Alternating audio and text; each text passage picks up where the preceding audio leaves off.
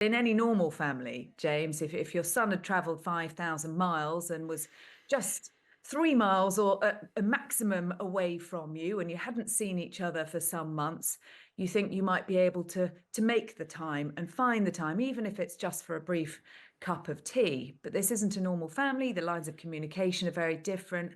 And I think we can only read into it that rift continues to run deep. Now, Prince Harry is in the UK but says he isn't seeing the King.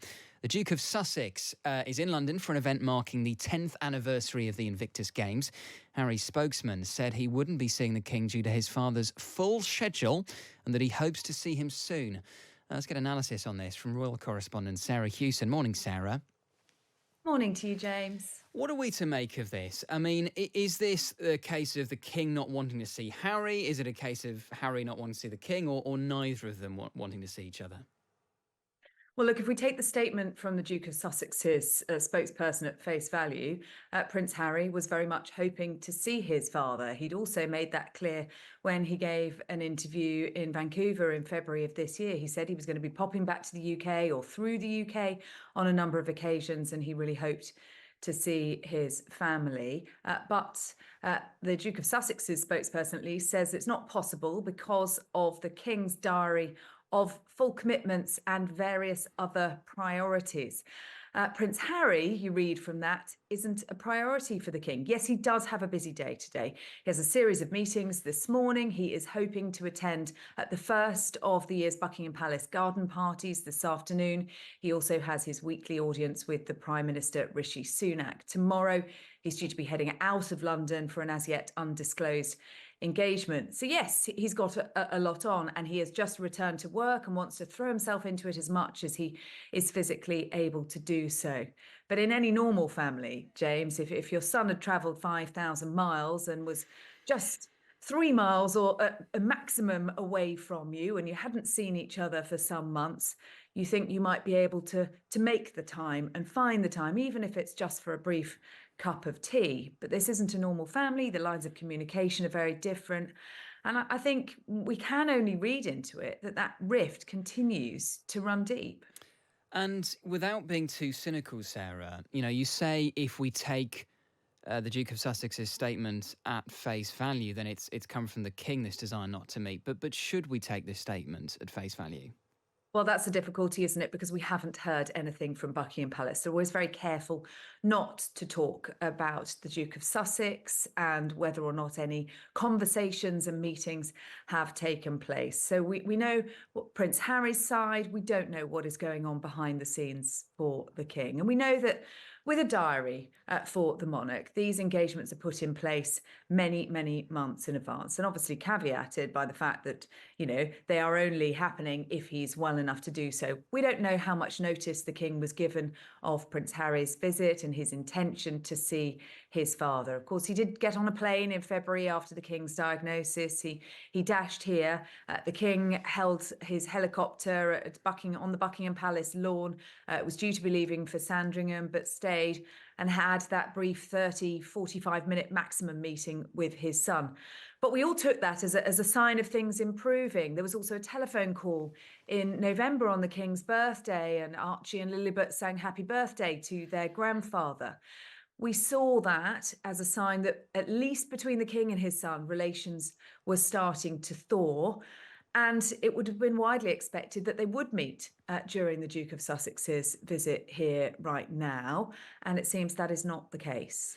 And also notable as well, Harry isn't meeting his brother. He's not meeting Prince William. No, and I think that was pretty safe to assume that wasn't going to happen, because while relations may have been thawing between Harry and his father, a very different picture between Prince William and his younger brother. The Waleses are very, very hurt by the allegations, the accusations, the comments that were made by Harry and Meghan in Netflix, in Harry's book Spare, for example. There is a sense of betrayal. There's also a lack of trust on any kind of conversations that are had, not being briefed out to the media. And so I think it is going to take a very long time for those wounds to heal. And that's the crucial question, isn't it, Sarah? I mean, look, families are complicated. We've all got our, quirks and and differences sometimes. But, you would have thought maybe something like the King's cancer diagnosis might have been the opportunity for a healing in this relationship. At the moment, doesn't seem to be that way. Can you see a day when Prince Harry repairs his relationship with his father and his brother?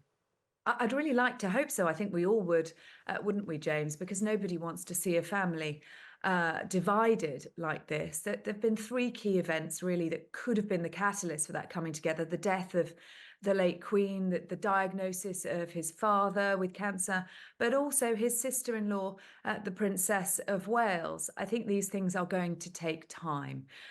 Conversations, certainly, as I mentioned, have been taking place between the king and his youngest son, my darling boy, as he always called him.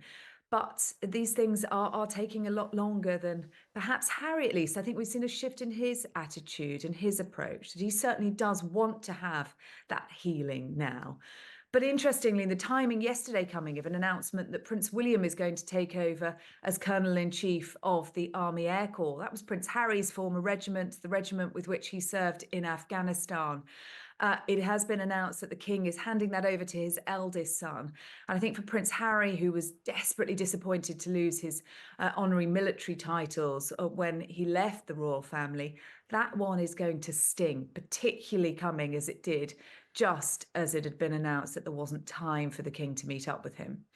And just briefly, Sarah, an update on the King's health. I mean, obviously, we don't know the details of how his cancer treatment is going, but he did return partially to royal duties last week with a visit to a hospital to see fellow cancer patients. Do we know yet how many of the traditional summer events he's likely to attend? We don't. And that's why I said he's expected and hoping to attend the garden party at Buckingham Palace today, because none of these things are set in stone. So we're told by Buckingham Palace that decisions will be made, at the time and with the advice of his doctors. Look, we saw the king coming back with a bang last week, visiting that cancer treatment centre. You could see just how much he got out of being back with the public, but also with fellow cancer patients. He wasn't there just as a monarch, he was there as one of them as well. There is a full programme of events this summer for the royal family. It's a particularly busy time of year for them. We're told it won't be the same for the king, but he's going to do as much as he can. So the garden party today, for example, Trooping the Colour, his birthday parade, one of the big ones, the 80th anniversary of D-Day, for example. And we do have that incoming state visit from the Emperor and Empress of Japan at the end of the month that is firmly put into the diary at this stage. So I think we'll have to see, but certainly building up those engagements, and we'll be seeing a lot more of the king over the coming weeks. Sarah, always appreciate your time. Thank you so much. Royal correspondent Sarah Hewson there.